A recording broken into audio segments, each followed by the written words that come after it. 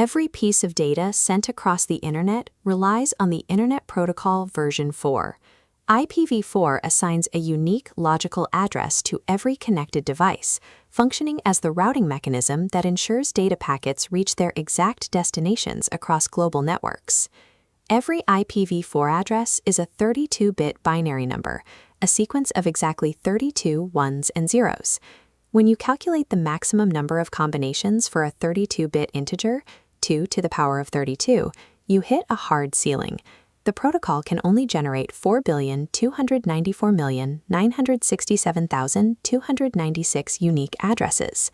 In 1983, allocating 4.3 billion addresses felt like an infinite supply for a network consisting of a few research mainframes. Today, that number falls drastically short of covering the billions of smartphones, servers, and smart devices currently online. Engineers extended the lifespan of the global internet by developing mechanical methods to slice and manipulate the original 32-bit space. The architecture we use today was born in the 1970s when Vince Cerf and Robert Kahn began developing the Transmission Control Program. By January 1, 1983, their design, Internet Protocol version 4, was officially deployed as the standard across the ARPANET. Cerf and Kahn designed IPv4 to connect large university and military computers. The protocol allocated massive blocks of addresses to single organizations, assuming the total number of connected machines would remain relatively low. Laptops, broadband, and pocket-sized mobile devices broke that assumption. The address pool depleted at a rate the original framework could not handle. To keep the internet functioning, engineers had to invent entirely new ways to allocate and read the remaining address space. Reading 32 consecutive ones and zeros is highly error-prone for a human. To fix this, the 32 bits are sliced into 4 sections of 8 bits, known as octets. Each 8-bit chunk is then translated into base 10 decimal. This converts a long string of binary into 4 distinct numbers separated by periods, like 192.168.1.254. This format is called dotted decimal notation. Every IPv4 address serves a dual purpose. One portion of the address identifies the specific network the device belongs to, and the remaining portion identifies the individual host, the specific device, within that network. The computer needs to know exactly where the network portion ends and the host portion begins. It calculates this using a second 32-bit number called a subnet mask. The rule of the mask is absolute. In binary form, a continuous sequence of ones indicates the network portion.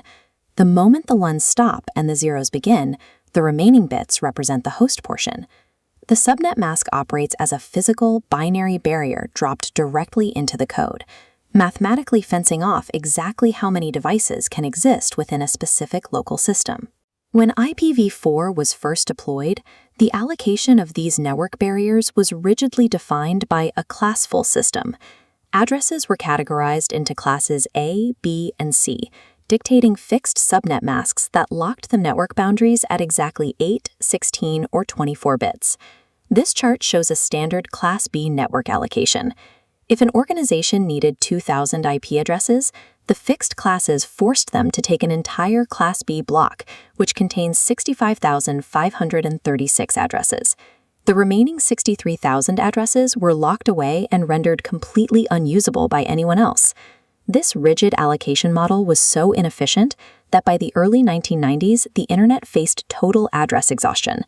In 1993, the Internet Engineering Task Force introduced classless interdomain routing, or CIDR, alongside variable-length subnet masking. Instead of defaulting to fixed 8, 16, or 24-bit boundaries, CIDR allows engineers to specify the exact number of network bits using a slash notation. A /21, for example, tells the system that exactly 21 bits are reserved for the network, leaving 11 bits for hosts. CIDR ended the era of rigid classes, allowing engineers to allocate address blocks sized to a network's actual requirements. To see exactly how these boundaries are calculated mechanically, we can deconstruct a real-world configuration. The IP address 192.168.45.55 assigned a /26 CIDR mask. A /26 mask means the first 26 bits are ones and the remaining 6 bits are zeros. Translated back to decimal, this creates the subnet mask 255.255.255.192. When you stack the IP address directly above the mask in binary, you draw a hard cutting line exactly where the mask's ones flip to zeros. This separates the network bits on the left from the host bits on the right. To find the overarching network ID, you lock all the network bits in place and force every host bit to 0.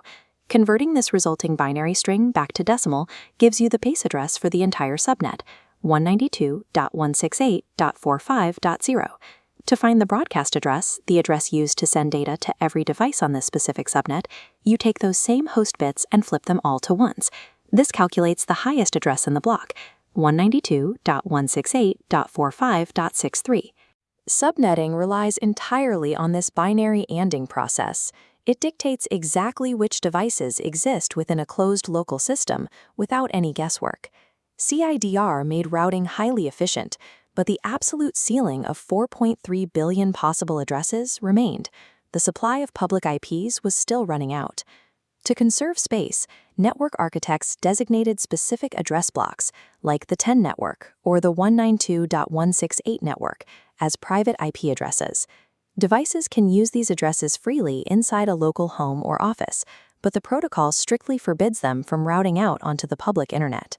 Because private IPs cannot cross the internet, engineers developed Network Address Translation, or NAT, to bridge the gap. NAT sits at the edge of a local network, usually inside your router. It takes traffic from dozens of internal devices with private IP addresses, strips those private IP addresses out, and repackages all the data to go out through one single public IPv4 address.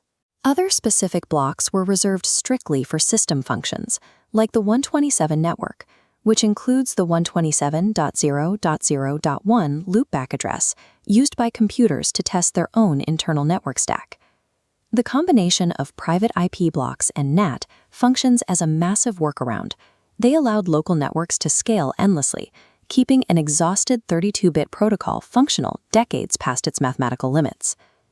Before a data payload leaves a device, it is encapsulated inside an IPv4 header. This header contains multiple fields, most crucially the 32-bit source IP of the sender and the 32-bit destination IP of the target.